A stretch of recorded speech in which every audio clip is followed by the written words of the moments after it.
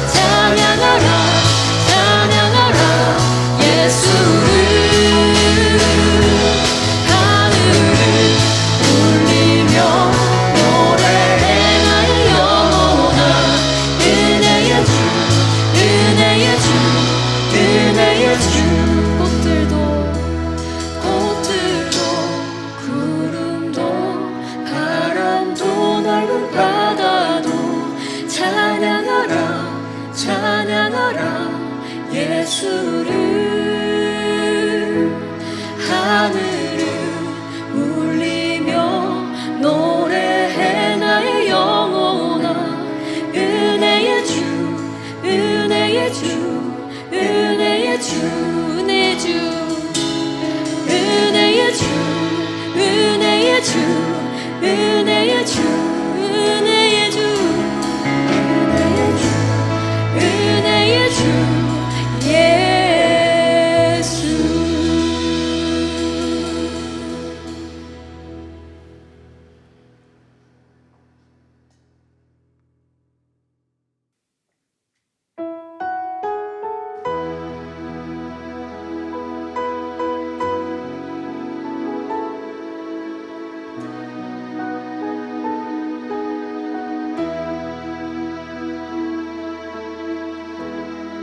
주께서 높은 보좌에 앉으셨는데 그 옷자락은 성전에 가득하도다.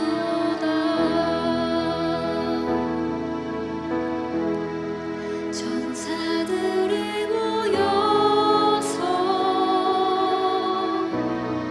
서로 장화하여 외치니 그 소리는 성전에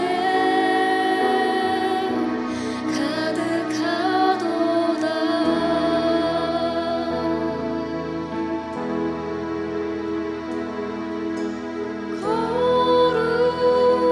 거룩하다 만군의 여호와 그 영광이 온 땅에 충만하시도다. 우리 다시 한번 찬양하시겠습니다. 주께서 높은 보좌에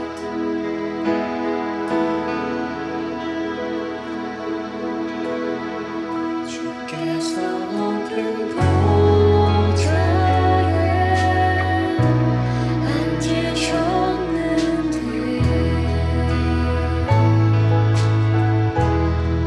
그 옷자락은 성전에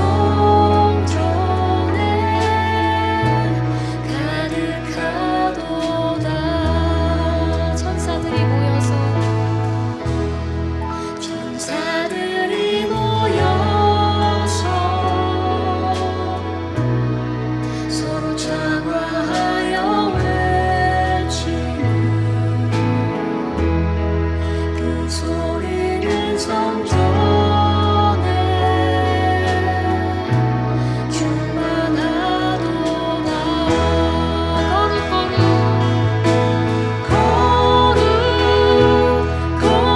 거룩하다 만군의 여호와 그 영광이 온 땅에 충만하시도다.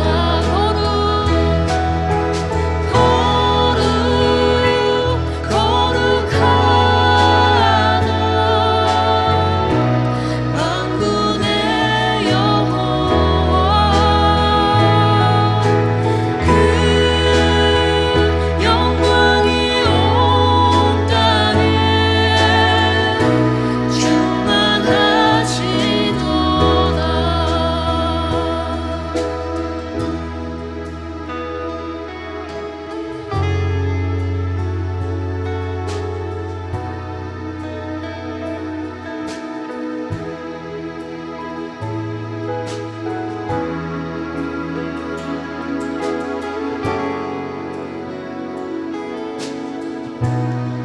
우리 다 같이 그 거룩하심을 찬양하시면서 나아가겠습니다. 거룩하다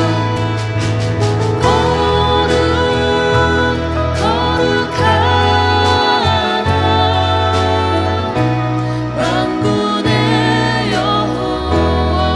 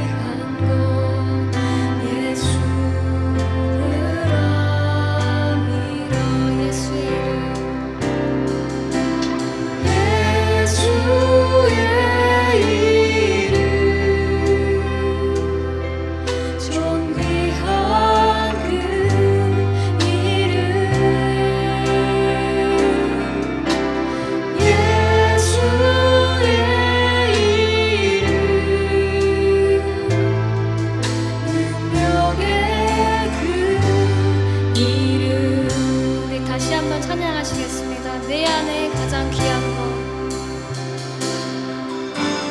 내 안에 가장 귀한 것 예수를 함이라.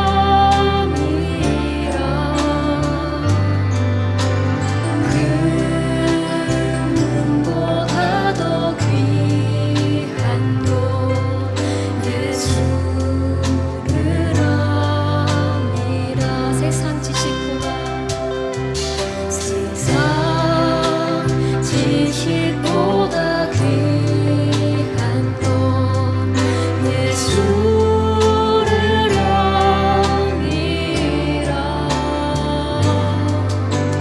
내 안에 가장 귀한 것 예수를 함이라.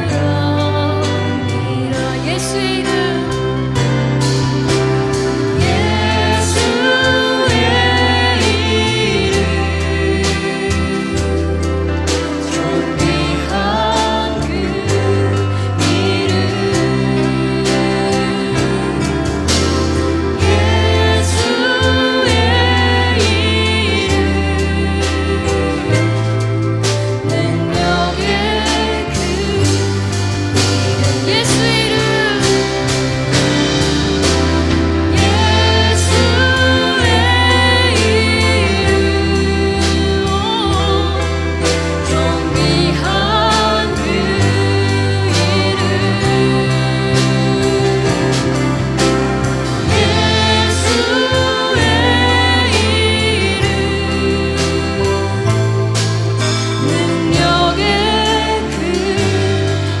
이름,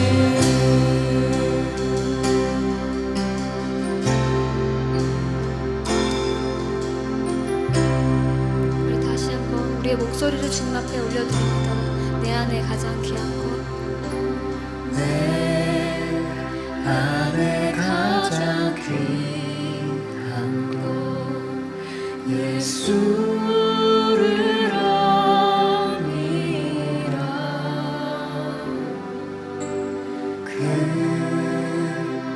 금보다 더 귀한 것 예수를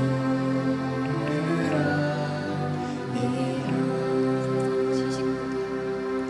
세상 지식보다 귀한 것 예수를 함이라.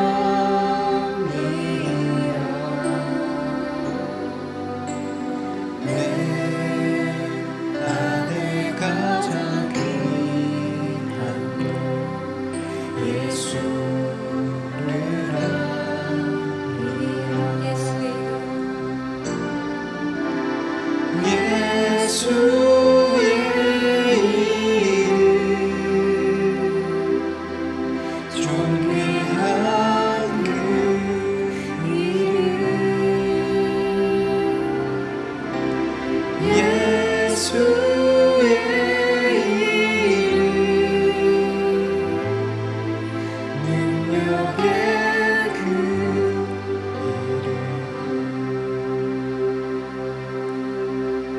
같이 기도하시겠습니다.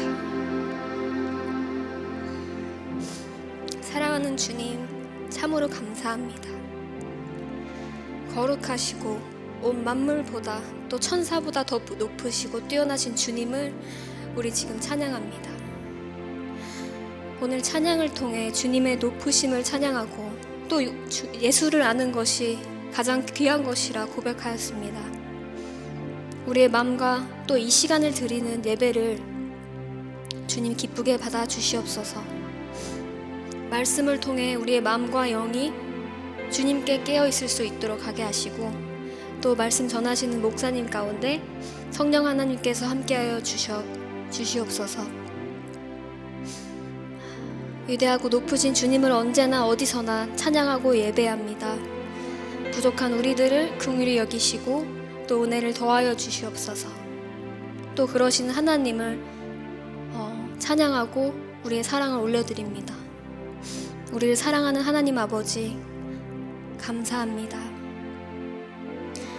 천사보다 높으시고 뛰어나신 거룩하신 예수 그리스도의 이름으로 기도드립니다. 아멘.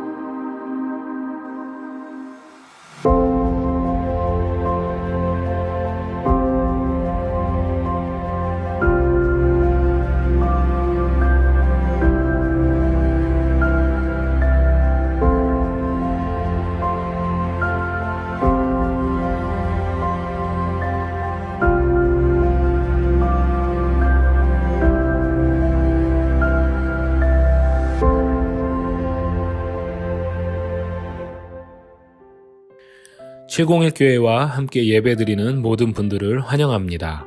지난 추수감사주를 풍성히 보내셨기를 소망합니다. 손님의 방문과 여행이 많은 한 주였는데요. 더 각별히 조심하시고 혹시 증상이 보이는 분은 저에게 연락해 주시면 감사하겠습니다. (701) 교회가 성도 여러분과 함께하길 원합니다. 오늘 함께 보신 선교 영상과 같이 선교지에서는 계속해서 도움의 손길이 필요합니다. 라리문 선교헌금은 남침례교 선교사님들을 위해 모든 교회가 협력하는 선교 헌금입니다. 헌금을 보내는 귀한 사역에 동참하여 주시면 감사하겠습니다. 12월 6일 주일까지 함께 모아 보내드릴 예정입니다. 2020년 공동의회가 있습니다. 12월 13일 주일 예배 후 진행할 예정입니다. 모임은 대면과 온라인을 함께하여 하이브리드로 진행할 예정인데요. 예산위원회 모임이 지난주에 마쳐졌고 계속해서 준비 중에 있습니다. 위에서 많은 기도 부탁드립니다. 우리가 많은 중보 기도 제목이 있습니다. 계속해서 기도해 주시며 특별히 이번 주에는 이성현 목사님 가정의 최브니엘 사모님이 출산 후 몸에 붓기가 가라앉지 않고 있는데 회복을 위해 기도 부탁드립니다. 오늘 히브리서 강해 말씀은 김진희 목사님께서 전해주시겠습니다.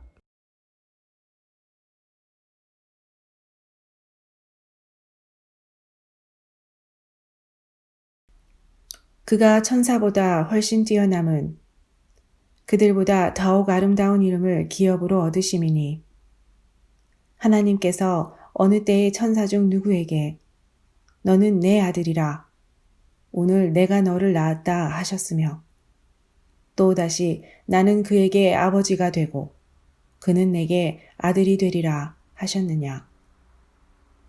또 그가 맏아들을 이끌어 세상에 다시 들어오게 하실 때에 하나님의 모든 천사들은 그에게 경배할지어다 말씀하시며 또 천사들에 관하여는 그는 그의 천사들을 바람으로 그의 사역자들을 불꽃으로 삼으시느니라 하셨으되 아들에 관하여는 하나님이여 주의 보좌는 영영하며 주의 나라의 규는 공평한 규이니이다.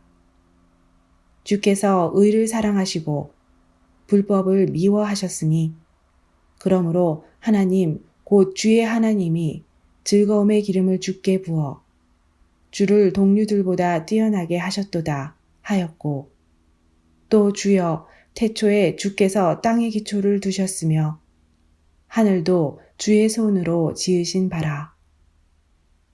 그것들은 멸망할 것이나 오직 주는 영존할 것이요 그것들은 다 옷과 같이 낡아지리니 의복처럼 갈아입을 것이요 그것들은 옷과 같이 변할 것이나 주는 여전하여 연대가 다함이 없으리라 하였으나 어느 때의 천사 중 누구에게 내가 네 원수로 네 발등상이 되게 하기까지 너는 내 우편에 앉아 있으라 하셨느냐. 모든 천사들은 섬기는 영으로서 구원받을 상속자들을 위하여 섬기라고 보내심이 아니냐. 히브리서 시리즈 두 번째 시간입니다. 2주 전 김영광 목사님께서 히브리서 서론에 대해서 참 잘 설명해 주셨습니다. 앞으로 진행될 히브리서 강의의 방향과 핵심 주제를 말씀하셨는데요. 지난 설교를 못 들으신 분들은 꼭 들어주시기를 바라고, 들으신 분들도 영상이 내려가기 전에 한 번 더 들어보실 것을 추천드립니다. 히브리서는 전체가 한 편의 설교라고 말할 수 있습니다. 예수님을 텍스트로 삼고 예수님이 어떤 분인지 풀어 설명하면서 독자들에게 예수님에 대한 믿음을 도전하는 것이 히브리서라고 볼 수 있습니다. 저자는 구약의 아주 해박한 지식을 가지고 있음과 동시에 예수님의 복음을 깊이 체험했던 사람입니다. 그가 로마의 핍박 아래 있던 사람들, 그리고 여러 비성경적인 교훈에 흔들리던 사람들, 그리고 과거 유대 종교로 돌아갈까 고민하던 사람들, 그들이 흩어져 모이던 가정교회들에게 보낸 설교이자 기독교 변증의 논문이며 교훈의 글로 쓴 것이 바로 히브리서입니다. 우리는 히브리서를 통해 지난 마가복음 강해에서 만났던 예수님을 더욱 논리적이고 체계적이면서 동시에 뜨거운 가슴으로 다시 만날 수 있을 것입니다. 기대하면서 이번 시리즈에 임해 주시기를 바랍니다. 오늘 읽은 본문은 히브리서 전체 설교의 본론에 해당하며 첫 번째 대지라고 볼 수 있습니다. 예수님이 어떤 분인가? 첫째, 그분은 하나님의 아들이시다라는 대지를 저자가 말하고 있는 것이죠. 그리고 다음 주 본문은 2장 1절에 그러므로라고 시작하면서 이 첫 번째 대지의 적용과 교훈을 말씀해 주고 있고, 그리고 이어 두 번째 대지, 그분은 사람의 몸을 입고 이 땅에 오셨다라는 대지를 말씀하고, 또 그러므로라고 하면서 짧은 적용과 권면을 덧붙입니다. 그리고 3장에 가면 그분은 구약의 모세보다 뛰어난 분이다라는 대지를 설명하고 또 적용, 이런 식으로 계속해서 히브리서가 펼쳐집니다. 이제 본론으로 들어가 보겠습니다. 오늘 4절부터 본문을 읽었는데요.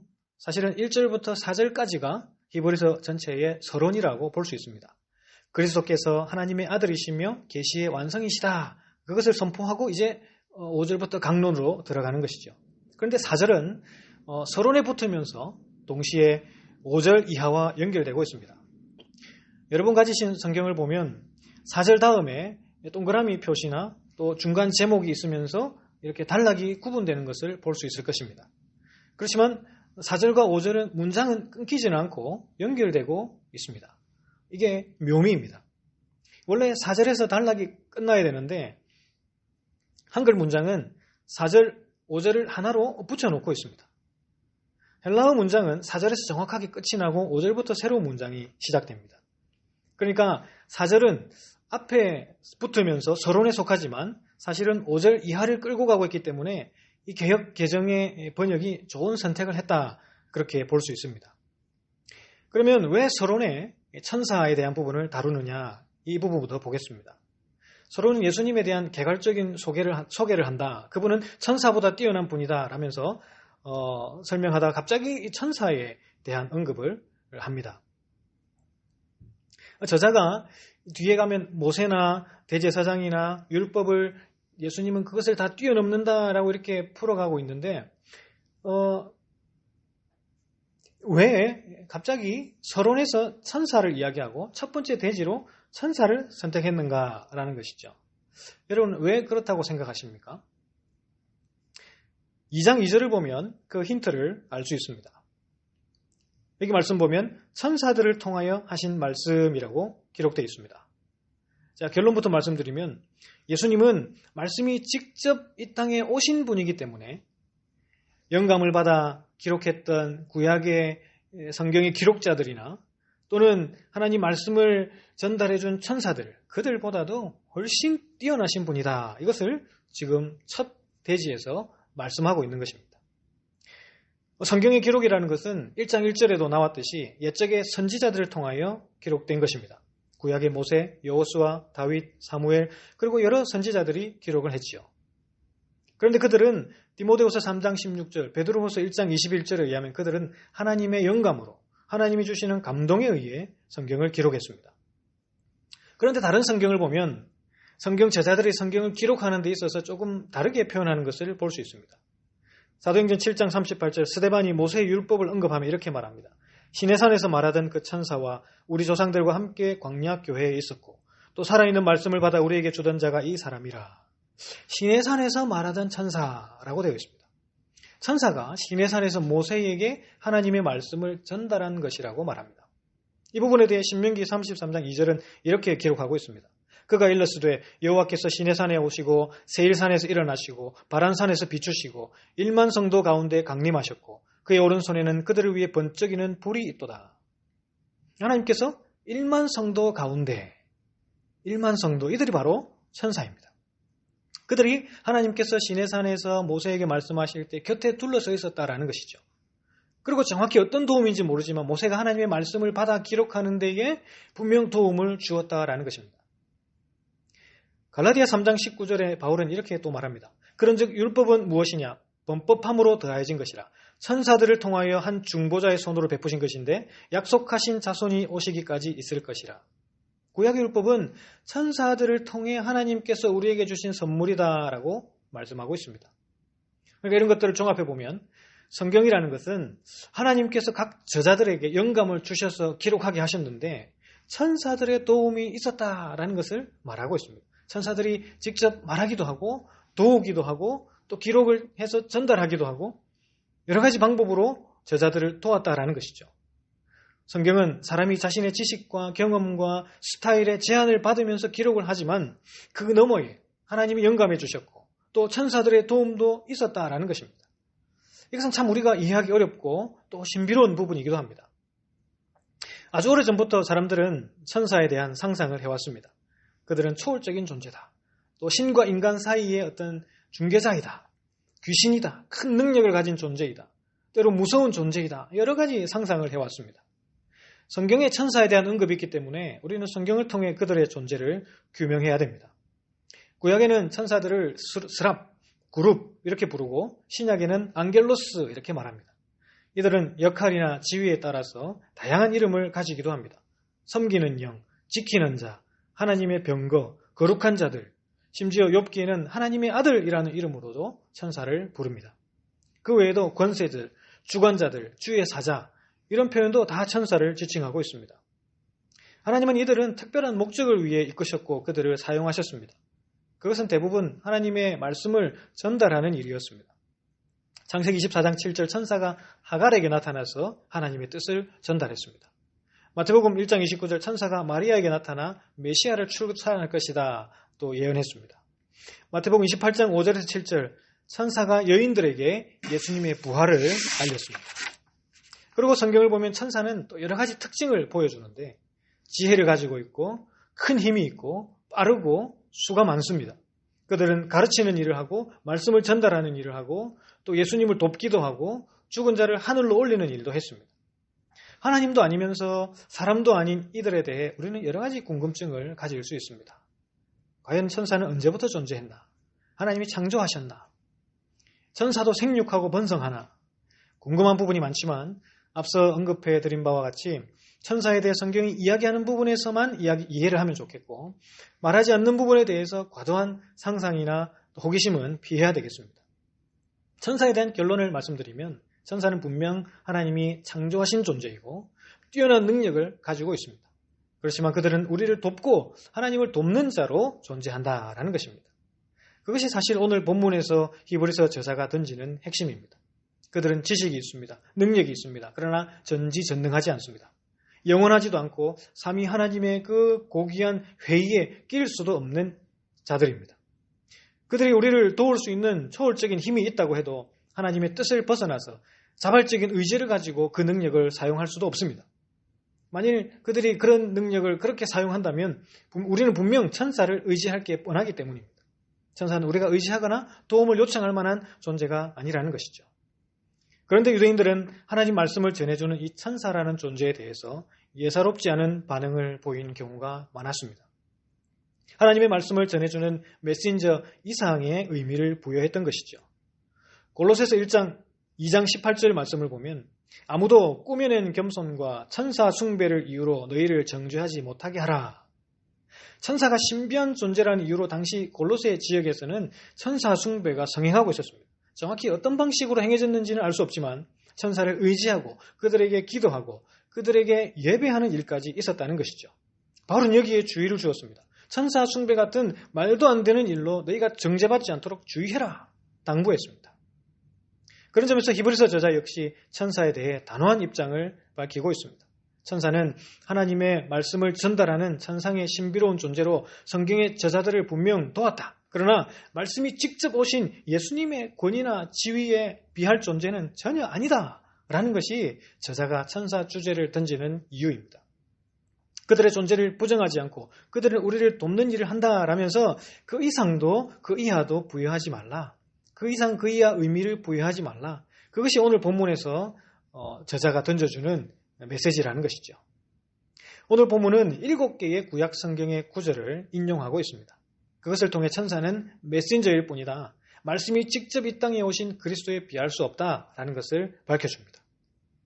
7개의 성경 구절은 세 그룹으로 나눌 수 있습니다. 첫 번째 3개가 한 그룹입니다.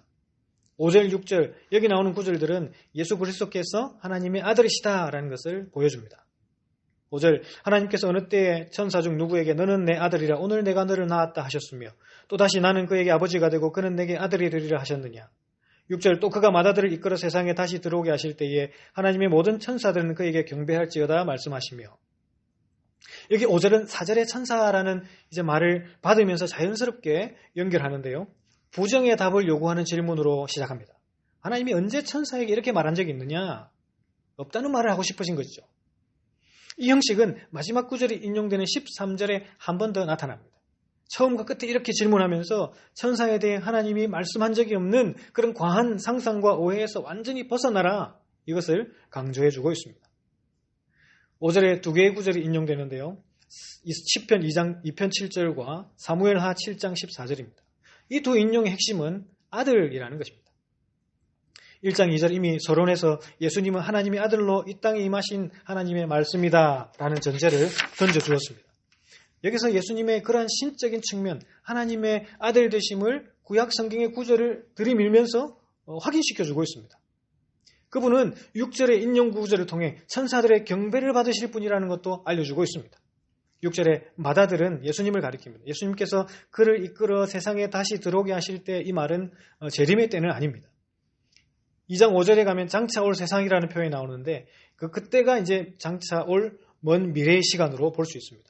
6절에 하나님이 맏아들을 이 땅에 데려오시는 이때는 왕의 통치, 왕의 대관식, 임명식 이런 것과 관련이 되죠.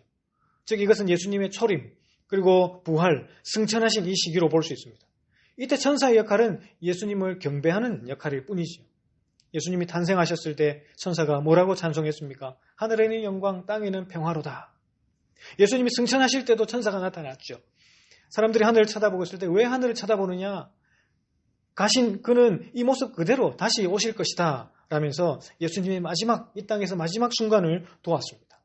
이것만 봐도 아들의 지위는 경배를 받는 하나님의 자리에 있고 천사는 그를 경배하고 그분을 섬기는 위치에 있다라는 것을 알 수 있습니다.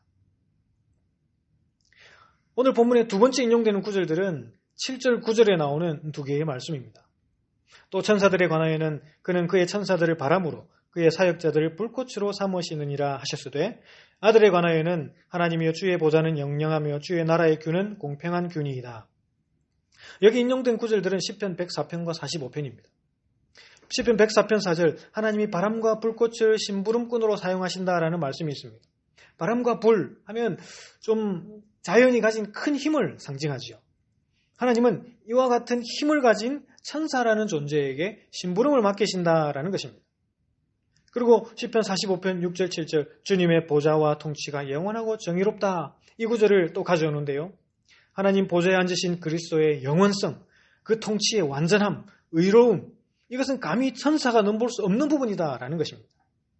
천사가 아무리 큰 힘을 가지고 있다 하더라도 영원하시고 완전하신 그리스도에 비할 수 없다는 것을 말해줍니다. 우린 여기서 타락한 천사라고 불리는 사탄에 대한 우리의 시각을 분명히 할 필요가 있습니다. 사탄은 베드로후서 2장 4절에 보면 범죄한 천사들이라고 나옵니다. 유다서 6절에도 자기 지위를 지키지 아니하고 자기 처소를 떠난 천사들이라고 나옵니다. 그들은 천사의 위치에 있다가 그 자리를 이탈한 존재라는 것을 알 수 있습니다. 사탄은 천사 중 하나이기 때문에 분명 바람과 불로 비유된 바와 같이 큰 힘을 가지고 있었습니다. 그런데 그들은 하나님을 대항하려 했고 하나님의 위치에까지 올라가고자 몸부림쳤습니다. 그러나 그들은 아무리 발버둥 쳐도 그 본질은 하나님의 심부름꾼에 불과하다는 것이죠. 그렇다고 하나님이 그들에게 어떤 심부름을 맡기고 그러지는 않습니다. 하나님은 그들을 다만 허용하실 뿐입니다. 일시적으로. 그러다 그들은 요한계시록 20장에 의하면 마침내 결박당하고 무저갱에 던져지고 결국은 둘째 사망이라고 불리는 영원한 불못에 던져져 끝을 맺게 될 것입니다. 그들이 지금 우리를 끊임없이 괴롭히고 또 참 우리를 힘들게 하는 그런 악한 존재들이지만 그들은 반드시 끝이 있다라는 것을 말씀하고 있습니다. 그들은 영원하지 않습니다. 그 간사한 계략과 술수가 완전하지도 않습니다. 그 힘이 아무리 파괴력이 있어 보여도 하나님의 의의 빛 앞에서는 재와 같이 흩어지고 말 것입니다. 오직 우리는 천사보다 뛰어난 그리스도, 아니 천사와 비할 바 없이 영원하시고 완전하신 그리스도, 그분을 믿고 따라야 합니다. 그분은 악한 천사들에게서 우리를 지켜주시고 우리를 내버려 두지 않습니다. 그것이 얼마나 다행한 일인지 알라라는 것이죠. 비록 힘들고 어려운 일이 있어도 그 어떤 영적인 존재보다 뛰어난 그리스도, 그분이 우리와 함께 계시니 그분에 대한 신앙을 포기하지 말라. 저자는 이것을 말하고 있습니다. 세 번째 인용하는 구절들은 10절에서 13절 두 개의 말씀입니다. 이 말씀은 앞에 인용들을 종합하면서 한 번 더 강조해 줍니다. 예수 그리스도는 하나님의 아들이며 영원하신 분이시며 나아가 창조자요 섭리자이시다라는 것을 말씀합니다. 10절 또 주여 태초에 주께서 땅에 기초를 두셨으며 하늘도 주의 손으로 지으신 바라. 그것들은 멸망할 것이나 오직 주는 영존할 것이요 그것들은 다 옷과 같이 낡아지리니 의복처럼 갈아입을 것이요 그것들은 옷과 같이 변할 것이나 주는 여전하여 연대가 다함이 없으리라 하였으나 어느 때 천사 중 누구에게 내가 내 원수로 내 발등상이 되게 하기까지 너는 내 우편에 앉아있으라 하셨느냐. 시편 102편이 인용되고 있습니다. 이것을 인용하면서 영존할 것이다, 연대가 다함이 없다 라는 말을 사용하면서 영원의 측면이 다시 나오고 있습니다. 예수님은 영원하신 분이다 라는 거죠. 천사는 그렇지 못하다라는 것입니다. 그러면서 땅과 하늘을 만드신 창조주 하나님의 측면도 강조하고 있습니다. 천사들이 감히 도전할 수 없는 영역이죠. 예수님은 이 세상을 창조하신 분이고 천사들도 결국은 그분의 창조 아래 놓인 존재라는 것을 말해주고 있습니다. 그리고 시편 110편도 인용하고 있습니다. 아까 말씀드린 대로 5절 시작 부분의 질문 형식을 다시 반복하면서 클라이막스 역할까지 하고 있습니다. 하나님이 언제 천사를 자신의 우편 즉 아들의 지위에 두신 적이 있더냐 묻습니다. 저자는 이 구절을 통해 예수님이 어떤 분인지 쐐기를 박듯 강조하고 있습니다. 그분은 하나님이 이 세상 어느 존재에게도 부여한 적 없는 아들의 지위를 가진 분이다. 그에 반해 천사는 열등한 존재이다. 결코 아들의 지위나 영광을 공유할 수 없는 존재이다. 그리스도가 바로 하나님이시다 라는 것을 말씀하고 있습니다. 그리고 마지막 14절은 이 저자의 핵심 진술입니다. 천사는 섬기는 영으로서 구원받을 상속자들을 위하여 섬기라고 보냄받은 존재라고 말씀합니다. 천사에 대한 주제를 다룬 1장의 결론입니다. 그들은 영적인 존재로 어떤 초월적인 힘이 있습니다. 그러나 그 힘은 하나님을 섬기고 구원받을 상속자들, 즉 우리를 섬기라고 주어진 힘이다라는 것이죠. 우리는 천사를 부리는 하나님을 의지해야 합니다. 다시 말씀드리지만 하나님 아닌 그 어떤 영들을 의지하거나 두려워하거나 그래서는 안 된다는 것입니다. 저는 정말 안타까운 것 중에 하나가 예수님을 버젓이 믿고 있는 많은 사람들이 미신에 의존하고 있다라는 사실입니다. 우리 주변에 알게 모르게 그런 요소들이 얼마나 많은지 모릅니다. 타로 카드, 오늘의 운세, 별자리 운세, 사주팔자 이런 것은 여러분 재미로도 하지 말아야 합니다. 자기 마음에 어떤 확신이 없으니까 확실하게 말해주는 그런 것들에 마음이 기우는 것입니다. 제가 뱀띠인데 11월 29일 뱀띠는 동쪽에서 길한 사람을 만날 것이다. 누가 무슨 근거로 그런 이야기를 합니까? 우리 속에 그 어떤 영적인 존재보다 뛰어나신 그리스도, 그분에 대한 확신, 그분이 하신 말씀에 대한 확신이 있으면 우리가 아무리 어려운 상황에 빠져도 낙심하지 않을 수 있고 그런 근거 없는 약속에 휘둘리지 않을 수 있습니다. 여러분, 우리 주님께 대한 확신을 가지시기 바랍니다. 세상이 빠르게 변해가면서 우리가 접하는 뉴스의 폭이 무한대로 넓어졌습니다. 과거의 사람들은 내가 사는 마을, 지역의 소식만 접할 수 있었지만 이제는 온 세상의 정보와 뉴스를 손바닥 안에서 접하는 시대를 살아갑니다. 전에는 1년 내도록 우리 교회 목사님 설교만 들을 수 있었는데 이제는 전 세계 목사님들의 설교를 언제든지 들을 수 있는 시대가 되었습니다. 우리 손안에서 접하는 수많은 정보와 소식들 또 메시지들 중에 우리가 깊이 몰두하게 되는 것들이 정말 많이 있습니다. 여러분의 정보 검색 성향들을 주의 깊게 살펴보십시오. 취미, 교육, 재테크, 예술, 설교 메시지, 수많은 컨텐츠를 접하실 것입니다. 그 안에 여러분 자신을 가두지 마시기를 바랍니다. 거기에 빠져서 그것밖에 모르는 사람이 되어서는 안 된다는 것입니다. 예를 들어 유튜브는 요즘 만능이지요. 물어서 찾을 수 없는 답이 없을 만큼 모든 것을 다 말해줍니다. 그런데 그게 다가 아니라는 사실입니다. 아이가 아플 때 유튜브에서 이렇게 하라고 말해준다. 그게 다가 아니라는 것입니다. 아이를 향한 어머니의 따뜻한 사랑, 포근한 품, 아이를 향한 정성어린 기도, 이런 것은 유튜브를 통해 배울 수 있는 게 아닙니다. 그 어떤 똑똑한 AI라도 이것을 재현해낼 수 없습니다. 투자는 이렇게 해야 된다. 돈은 이렇게 굴려야 한다. 많은 정보를 우리가 접할 수 있습니다. 그러나 우리가 돈을 어떻게 사용하고 관리해야 하는지 성경에 이미 여러 가지 교훈과 답을 주셨습니다. 그것과 무관하게 던져주는 세상의 기준에 우리 자신을 끼워 맞춰서 안 된다는 것입니다. 모든 것이 그렇습니다.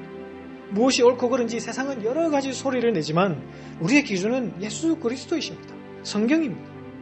그 어떤 사람들, 천사들, 영적인 존재들, 상황들, 가치들보다 뛰어난 하나님의 아들 예수님께서 무엇을 말씀하시는가, 무엇을 보여주시는가, 그것을 우리의 기준으로 삼아야 합니다.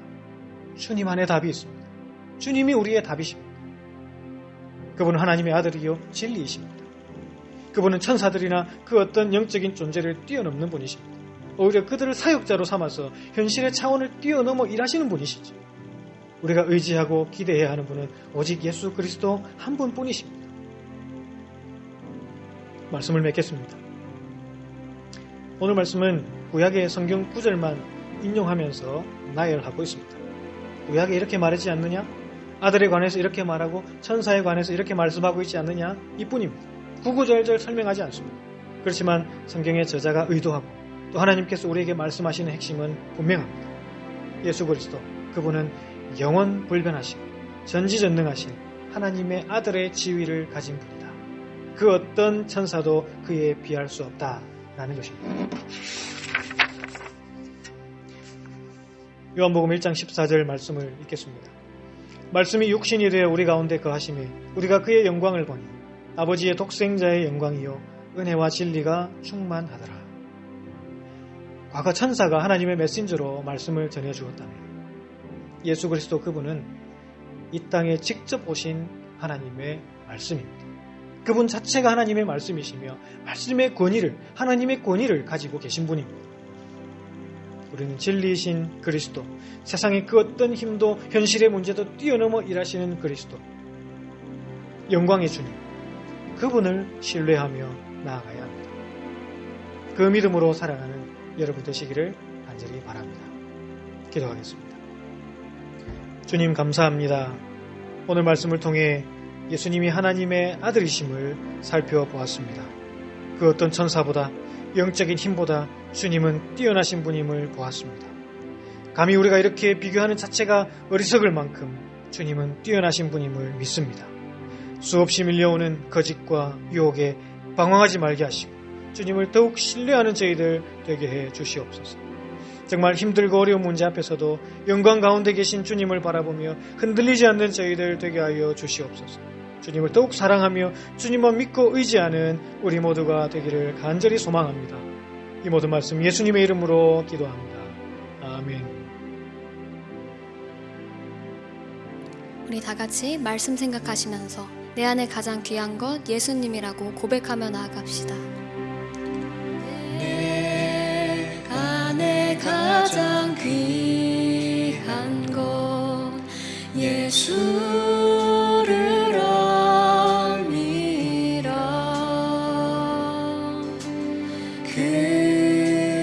은보다 더 귀한 것 예수를 아니라.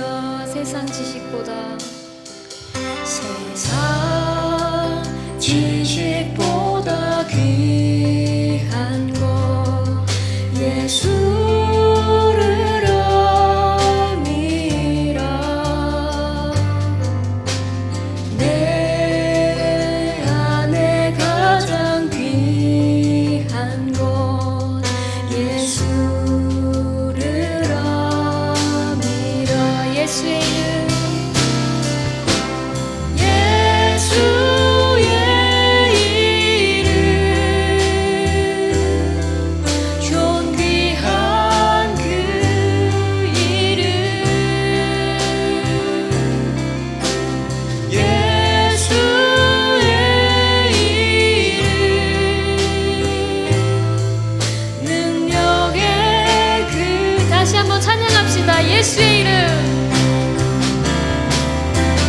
예수의 이름, 존귀한 그 이름,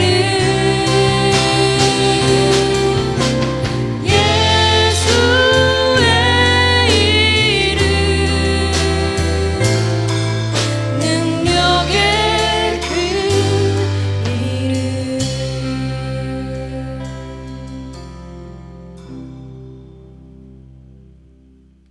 이제는 영광 가운데 계신 우리 주 예수 그리스도의 크신 은혜와 하나님 아버지의 무한하신 사랑과 성령님의 교통하시고 역사하시고 충만하신 은혜가 그 어떤 천사보다 그 어떤 영적인 힘보다 권위보다 뛰어나신 그리스도 그분을 바라보며 신뢰하며 나아가는 701교회 모든 성도들과 또 함께 예배하는 모든 성도들 위해 영원토록 함께 있을지어다. 아멘. 예배를 모두 마쳤습니다. 이번 한 주간도 주님 안에서 승리하세요.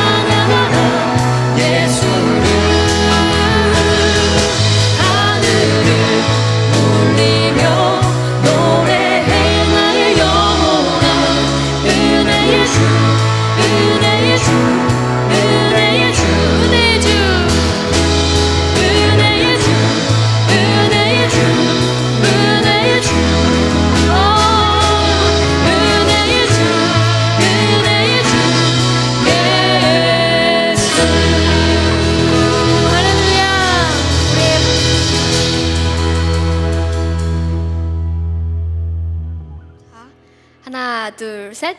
승리하십시오.